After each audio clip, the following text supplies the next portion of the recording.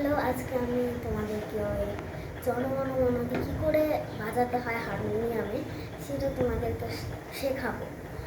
যদি ভালো লেগে থাকে তাহলে লাইক সাবস্ক্রাইব প্লিজ করবেন। তো শুরু করা যাক। গানটি করছি আমরা বি স্কেল। তো দেখো, চলো শেখাবো। এই দেখো, সা সা রে গা